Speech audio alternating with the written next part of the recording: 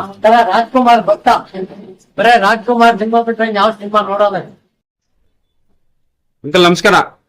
Sir, 1975ರಲ್ಲಿ ಕಬ್ಬಿನ ಹಾಲು ಶುರು ಮಾಡ್ತಾರೆ. ಬರೇ ಕಬ್ಬಿನ ಹಾಲು. ಇದು ಲಿವರ್ ತೊಂದರೆ ಇರೋರು ಪೇಷಂಟಿಗೆ ಒಳ್ಳೆ. ಜಾಂಡೀಸ್ ಬಹಳ ಒಳ್ಳೆ. ಪ್ರಾಮಾಣಿಕ ವ್ಯಾಪಾರ ಅಂದ್ರೆ ಕಬ್ಬಿನ ಹಾಲು. ಮೈಯನ್ನು ಹಿಂಡಿ ನೊಂದರು ಕಬ್ಬು ಸಿಕೆ ಕೊಡುವ.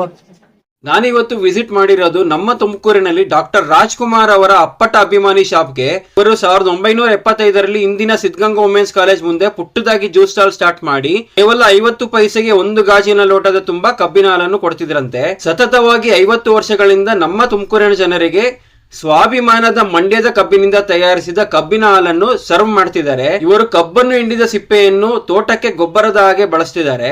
ನಾನು ಕೂಡ ನನ್ನ ಕಾಲೇಜ್ ಡೇಸ್ ನಲ್ಲಿ ನನ್ನ ಫ್ರೆಂಡ್ಸ್ ಗ್ಯಾಂಗ್ ಜೊತೆ ಹೋಗಿ ಆಲ್ಟರ್ನೇಟಿವ್ ಡೇಸ್ ನಲ್ಲಿ ಕಬ್ಬಿನ ಹಾಲನ್ನು ಕುಡಿತಿದ್ವಿ.